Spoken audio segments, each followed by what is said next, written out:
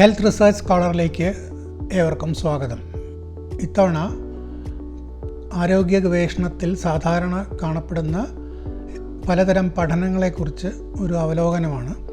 പലതരം പഠനങ്ങൾ ആരോഗ്യ മേഖലയിൽ നടക്കുന്നു എന്ന് നമ്മളൊരു സൂചന നൽകിയിരുന്നു. കുറച്ചുകൂടി വിശദമായിട്ട് പറയാം അതിനെക്കുറിച്ച്.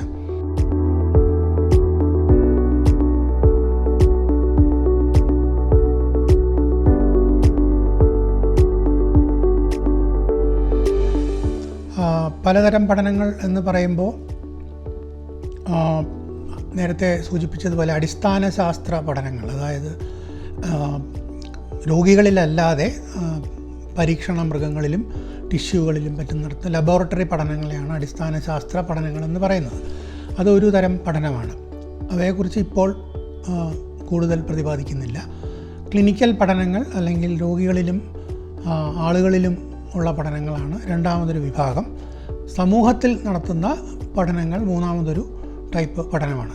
ഇതെല്ലാം തമ്മിൽ ബന്ധപ്പെട്ടിട്ടുണ്ട്. അതിൻ്റെ രീതിശാസ്ത്രം വളരെയൊന്നും വ്യത്യസ്തമല്ല, എങ്കിലും വളരെ ബ്രോഡായിട്ട് പറഞ്ഞാൽ ഇങ്ങനെ 3 തരത്തിലുള്ള പഠനങ്ങൾ ആരോഗ്യ മേഖലയിൽ നടക്കുന്നുണ്ട്. ക്ലിനിക്കൽ പഠനങ്ങൾ അല്ലെങ്കിൽ രോഗികളുടെ ഉപയോഗിച്ചുകൊണ്ട് അല്ല അവരുടെ പ്രശ്നങ്ങൾ പഠിക്കാനായി നടത്തുന്ന ആരോഗ്യ ഗവേഷണത്തിൽ പ്രധാനമായും 2 തരം തരംതിരിവുണ്ട്. നിരീക്ഷണ പഠനങ്ങൾ, പരീക്ഷണ പഠനങ്ങൾ. നിരീക്ഷണ പഠനങ്ങളിൽ പ്രധാനമായും 2-3 തരമുണ്ട്. ഒന്ന് പരിച്ഛേദ പഠനങ്ങൾ അഥവാ ക്രോസ് സെക്ഷണൽ സ്റ്റഡീസ്. പിന്നീടൊന്ന് കോഹോർട്ട് പഠനങ്ങൾ അല്ലെങ്കിൽ ഒരു കൂട്ടം ആളുകളെ പിന്തുടർന്നുകൊണ്ട് നടത്തുന്ന പഠനങ്ങൾ.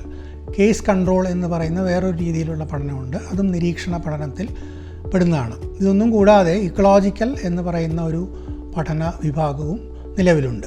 ഇതെല്ലാം നിരീക്ഷണ പഠനങ്ങളാണ്.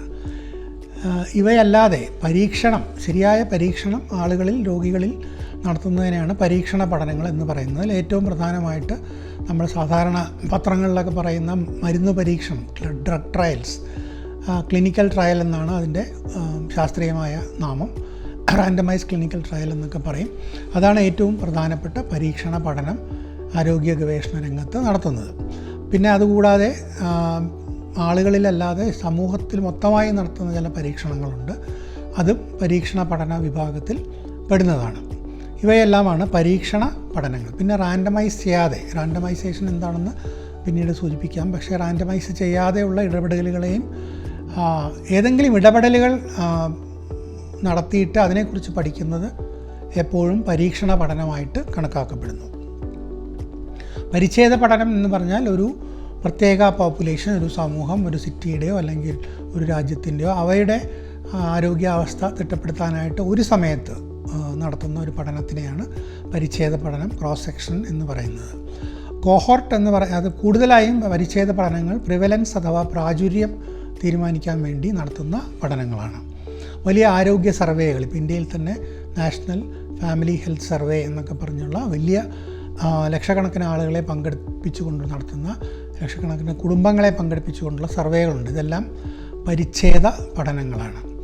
കോഹോർട്ട് എന്ന് പറഞ്ഞാൽ ഒരു കൂട്ടം ആളുകൾ, എന്തെങ്കിലും തരത്തിൽ പ്രത്യേകതകളുള്ള ഒരു കൂട്ടം. അത് ചിലപ്പോൾ ഒരു സിറ്റിയിൽ താമസിക്കുന്നവരാവാം, അല്ലെങ്കിൽ ഒരേ രോഗം വന്നവരായിരിക്കാം, അല്ലെങ്കിൽ എന്തെങ്കിലും ഒരു പ്രത്യേകതകളുള്ള ഒരു ഗ്രൂപ്പ് ആളുകളെ പിന്തുടർന്നുകൊണ്ട് ഒരുപാട് സമയം അല്ലെങ്കിൽ ചിലപ്പോൾ വർഷങ്ങളോളം തന്നെ അവരുടെ വിവരം ശേഖരിച്ച് നടത്തുന്ന പഠനത്തിനെയാണ് കോഹോർട്ട് പഠനങ്ങൾ എന്ന് പറയുന്നത്. അത് 2 തരത്തിലുണ്ട്, പ്രോസ്പെക്റ്റീവ്, റിട്രോസ്പെക്റ്റീവ്. അതിനെക്കുറിച്ച് വിശദമായിട്ട് പിന്നീട് പറയാം. പ്രധാനമായും രോഗസാധ്യത അളക്കാൻ, ഇൻസിഡൻസ് എന്ന് പറയുന്ന റിസ്ക് അല്ലെങ്കിൽ ഇൻസിഡൻസ് അളക്കാൻ വേണ്ടിയാണ് നമ്മൾ കോഹോർട്ട് പഠനങ്ങൾ നടത്തുന്നത്. അതുകൂടാതെ രോഗം വന്നവരെയും ഇല്ലാത്തവരെയും താരതമ്യം ചെയ്തുകൊണ്ട് പഠിക്കുന്ന പഠനങ്ങളെ നമ്മൾ കേസ് കൺട്രോൾ എന്ന് വിളിക്കും. ഇവയെല്ലാം തന്നെ വിശദമായിട്ട് നമുക്ക് പിന്നീട് വിശദീകരിക്കാം. ഇതൊന്നും കൂടാതെ ഇക്കോളജിക്കൽ പഠനങ്ങൾ എന്നൊരു വിഭാഗം കൂടിയുണ്ട്.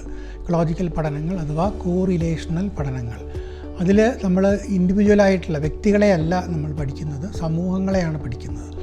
ഇപ്പോൾ വിവിധ സംസ്ഥാനങ്ങളിലുള്ള മരണനിരക്ക് അല്ലെങ്കിൽ ഇമ്മ്യൂണൈസേഷൻ റേറ്റ് അവ എന്തുകൊണ്ട് വ്യത്യസ്തമായിരിക്കുന്നു, അതിൽ ഇപ്പോൾ സ്ത്രീകളുടെ വിദ്യാഭ്യാസ നിലവാരത്തിന് അതിലൊരു പങ്കുണ്ടോ, അങ്ങനെയൊക്കെയുള്ള ചോദ്യങ്ങൾ അതിന് ഉത്തരം കിട്ടാനായിട്ട് ആണ് നമ്മൾ ഇക്കോളജിക്കൽ പഠനങ്ങൾ ഉപയോഗിക്കുന്നത്. അത് ഓൾറെഡി നമുക്ക് കിട്ടിയിട്ടുള്ള ഡാറ്റയുടെ ബേസിസിലാണ് ഇക്കോളജിക്കൽ പഠനങ്ങൾ ചെയ്യുന്നത്. ഇതൊക്കെയാണ് സാധാരണ നമ്മൾ ആരോഗ്യ ഗവേഷണത്തിൽ, പ്രത്യേകിച്ച് ക്ലിനിക്കൽ ഗവേഷണത്തിൽ കാണുന്ന പഠന ടൈപ്പുകൾ.